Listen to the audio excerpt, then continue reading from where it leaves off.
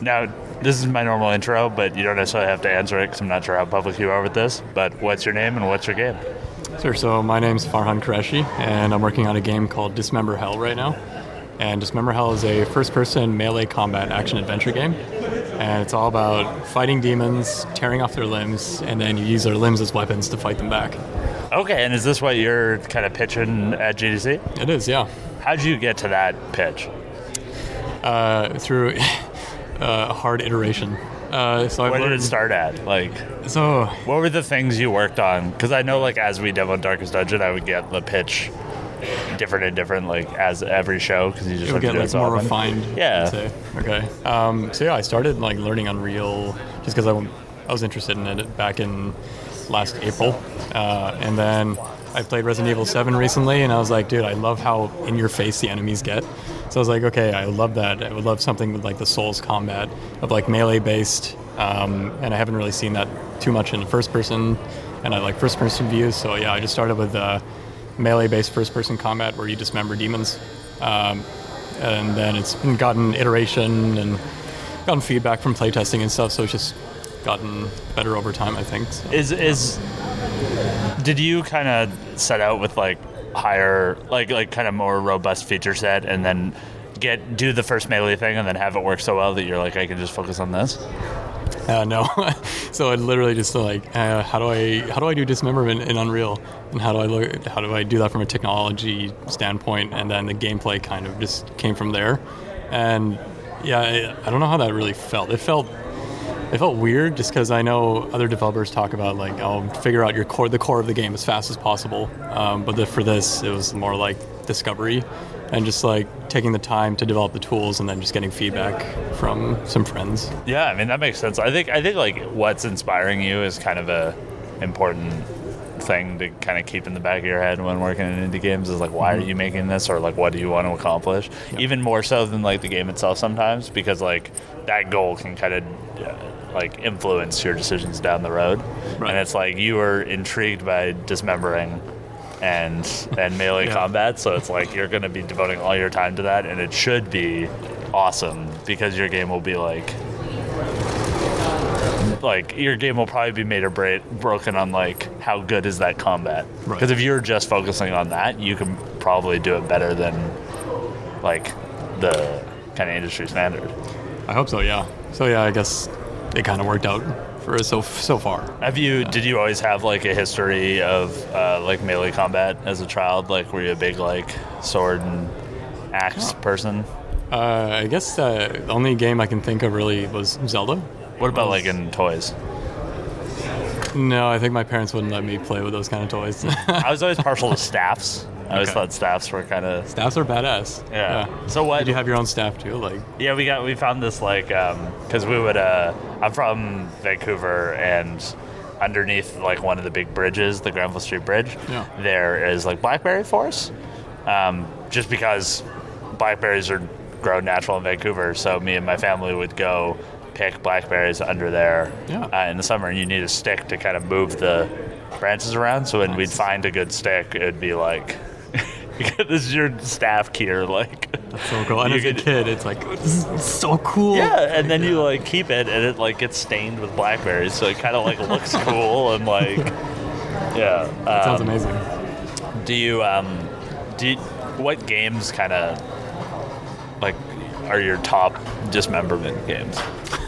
Or top melee combat games? Top melee combat. I think, Dark Souls is, I guess, the industry standard for, melee combat that just feels good, and there's risk-reward, and it's really engaging and dangerous, and I really enjoy that model. I remember, I wanted something, a little tactical on that layer. So, you can do dodging and blocking and stuff. I just wanted, you to, when you attack, you just, spam the trigger as much as you can while you're watching your stamina. So I just wanted a little bit... something layered on top of that. So yeah, you're aiming for limbs now instead of just the body. And there's some aiming systems to help you with that because it's a little hard in first person, but I think overall it's just a little bit more, I like it a little bit better. Yeah. Does pitching a very grotesque game feel weird? It feels weird when I say the elevator pitch. just because like, it makes me sound like, I don't know, maybe I have like, I don't know, violent tendencies or something, which I don't. So yeah, it just worries me a little that, oh, you're like this hardcore guy, and it's like I have a tattoo on my arm, so it doesn't help my case. But what's the tattoo? Well, it's just. I mean, if you don't mind, like. Oh no, it's a symbol from Shadow of the Colossus, and then just like I made this to spread around it, really. So did you design the non-Shadow of the Colossus thing? Yeah, I designed this, and then Shadow of the Colossus. Why'd you double up on the one arm?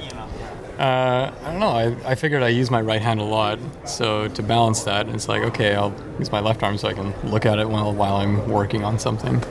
That was kind of my thought. Super interesting. Yeah. I mean, the stories behind tattoos are like half the fun. Yeah, it's cool. So you played the Shadow of the Colossus remake? I have. Not all the way through yet, because I'm actually distracted between that and I'm replaying The Last Guardian. So I'm just kind of going back and forth between them, but yeah, it's very, very pretty. Do you have a dog or bird and name it Trico? If I did have either of those, I would do it, but no, currently not. No. So what are you kind of pitching for at GDC? I'm seeing if I can get funding. Realistically speaking, I don't expect a yes, but I'm expecting to make a contact. I mean, that would be enough for this kind of trip. So. And how'd you go about lining up those meetings? I just a couple weeks ago I just sent out cold emails to any publisher that offers funding. So I got some responses back. Some wanted more of a fleshed out vertical slice, and then I got one. They said, yeah, let's meet up on Wednesday, and so. And where are you at in the demo stage? Do you have a really rough video of? No, I have a build. It looks polished. Okay. Hopefully, it feels good when you play it. I think it feels fine enough to pitch. So it looks like a polished game, I would say. I'm still not happy with not implementing some more mechanics that I want to flesh out gameplay, but I talked to some people and they said, it's fine. Just mention your plans that you have later on, and yeah. And what's your kind of because right now you're contracting. What's kind of that? What do you do? What do you contract? So I contract as a 3D artist with Amazon right now. Okay. So I make modeling, rigging. No rigging. Just making a lot of photorealistic furniture as my day job. Oh, okay. No game stuff, unfortunately. And then in my spare time, that's where I do all my work for my game.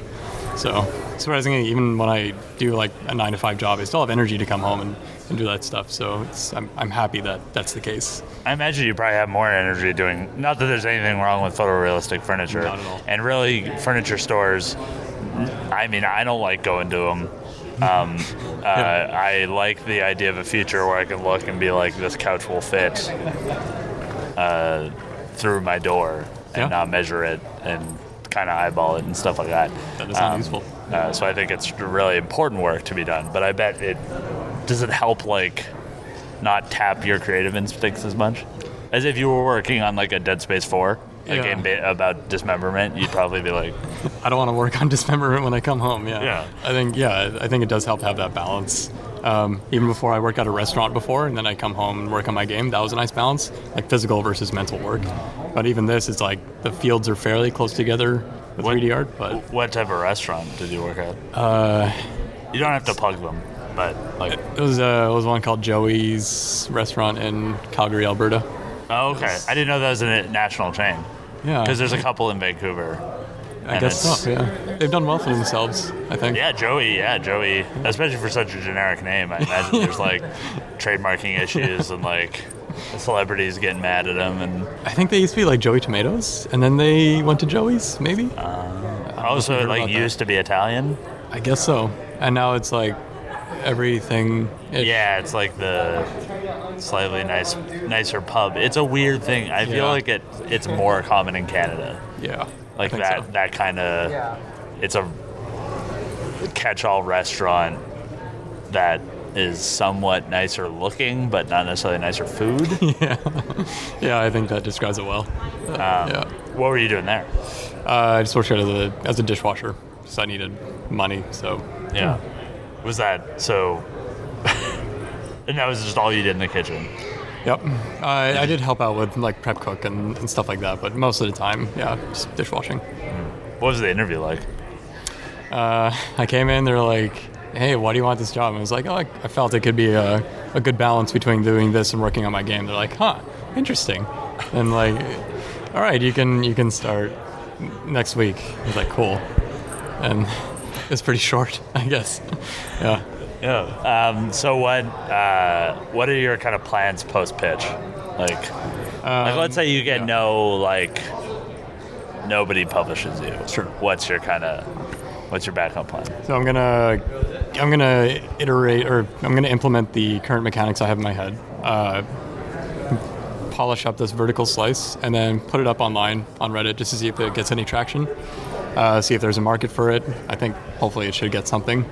And past that stage, either I'll pitch again, but this time I'll send my build to publishers. I didn't do that this time around. I just sent a GIF and a video. And if that doesn't get interest, then maybe I'll do a Kickstarter. And then potentially, if I'm still interested in the game, maybe self-fund. And just make it really short, arena-based rather than like a 2-hour or 3-hour experience. And do you think it's something you could see through by yourself? I think so. Like I'm comfortable with programming and art at this point. So most of the budget that I'm pitching for is sound design, is a big one. Then other things like PR would be great to hire a PR company, but otherwise everything else, I think I can handle on my own. That's cool. Well, thanks for being on the Question Bus. Oh, thank you for having me. Is there anything else you want to plug? Twitter is at Jedlondo, JEDLONDO, if you're interested in the game. I'll probably send out updates frequently. Any Instagram account? Currently, no. I think Twitter is the Snapchat? best. No Snapchat. So just Twitter. But I'm so sorry. That's fine. You And is that expected your more. person? Is that your? No. I just always ask. I always want to cover the bases because I know different social medias can perform differently for different people. Yeah. Thank you. Cool.